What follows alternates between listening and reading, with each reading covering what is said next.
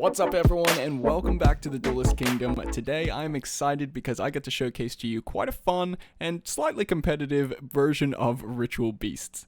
Now, this deck can be quite confusing because it doesn't really do one specific thing. It's kinda combo, kinda control, kinda trying to overwhelm your opponent and gather resources for the next turn. It's a bit confused. But I guess that's what makes this deck so much fun because it can do so many different things and it's about as good as the person piloting it. And with that, let's jump into the deck profile. So to start things off, we are playing 3 Elder, which is your best starter of the deck. Essentially, upon normal summoning this card, you're able to normal summon again. So kind of like an Ados, I think it's called, from Monarchs. So yeah, definitely want to play 3 of this guy. Apart from Elder, we are only playing 1 ofs for the rest of the Tamers. So we're playing 1 Wen, 1 Lara, 1 Zephyran Pilica, and 1 Winda, who is actually kind of a cheater because she is also a beast. The reason we're playing these guys at 1 is that you don't really want to see them in your opening hand, but you do need as many cards with different names as possible because all of these Tamers and Beasts have the clause that they can only be special summoned once per turn. And believe me, you're going to be special summoning a lot of them. I actually really like Zephyran Pilica because she's also a pendulum monster, which means that if you link her away, she's going to go to the extra deck. And Rampengu's effect actually banishes from the extra deck and sends the same type to the graveyard, which you can banish her and send a psychic monster, which is good to have in your back pocket sometimes. Then onto the spiritual beasts, we play 3 Canahawk, which is your second best spiritual beast, being able to banish 1 ritual beast card from your deck face up, and the second clause you're not going to ever use, so don't even worry about that.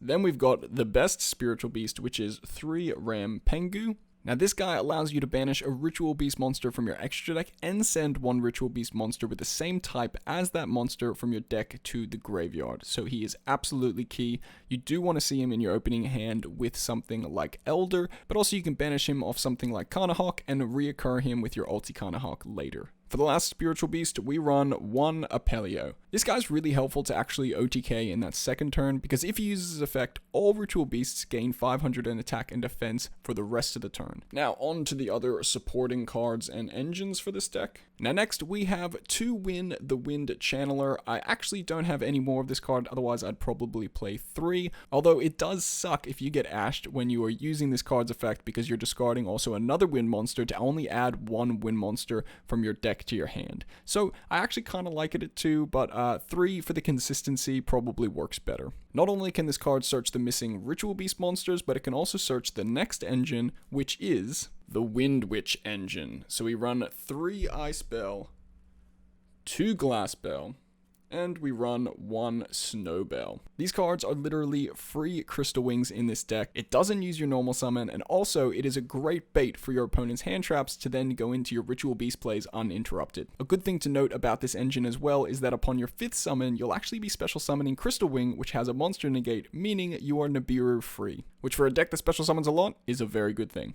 Next, we run one of the best hand traps in the game, Dimension Shifter. This guy is not only so good at disrupting your opponent, he also adds a lot of value to your deck because you want your monsters banished. Any deck that can incorporate this in their strategy has a good chance at just winning from this card. And for the other hand traps, I only run the Psy-Frame package. Because Dimension Shifter banishes everything that is sent to the graveyard, you don't want to run things like Ash or Effect Veiler because that really contradicts it because you can't use them once you've used Dimension Shifter. So Gamma is the next best thing.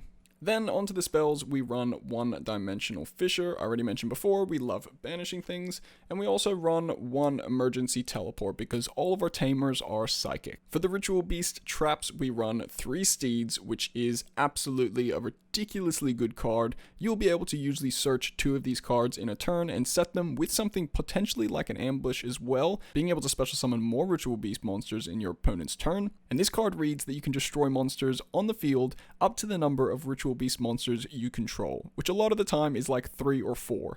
And this card is not once per turn, meaning you can pop up to like 6 to 8 cards sometimes on your opponent's field. To accompany it, we run the 1 Ambush. Essentially, special summons more Ritual Beast monsters onto your field. Then for the last traps, we run 2 Solemn Judgment. We don't really have any negates apart from Crystal Wing, so Solemn Judgment's actually really good sometimes to just protect your cards if your opponent are playing nasty spells and traps, or potentially to stop that normal summon and really destroy your opponent's turn. To accompany it, we run 3 There Can Be Only One.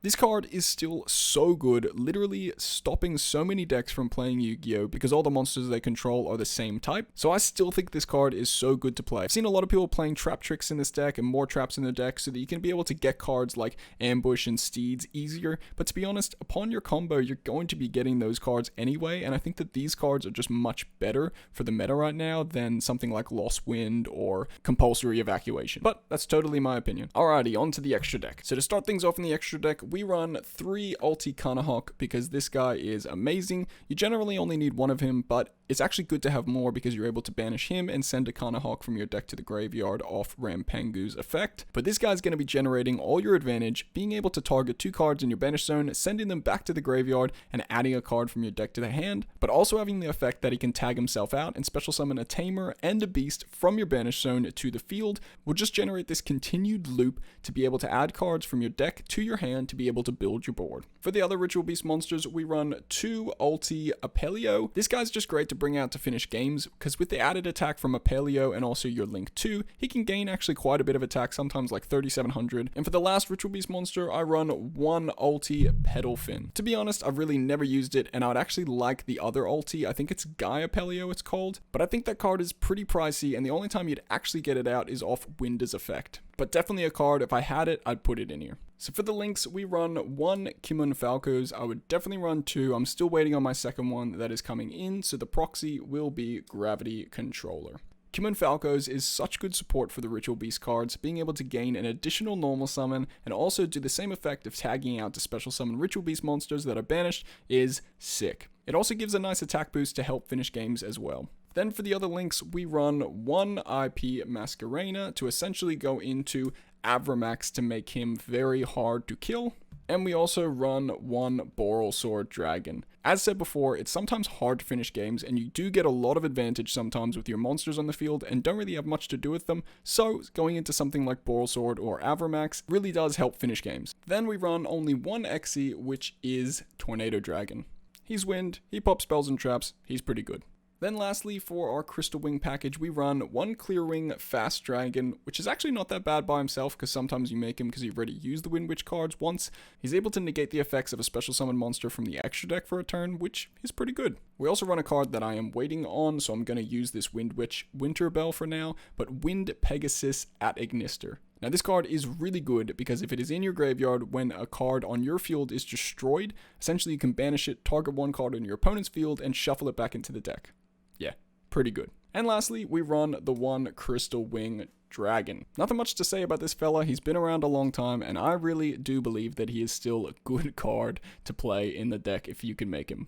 And that is my Ritual Beast deck. I hope you guys have enjoyed this video. Definitely give it a like if you have. Subscribe to the channel so you don't miss out on any more. And let me know if you'd like to see a combo tutorial with this deck in the comments below, and I'll definitely put one together. Thanks so much guys, and I'll see you in the next video.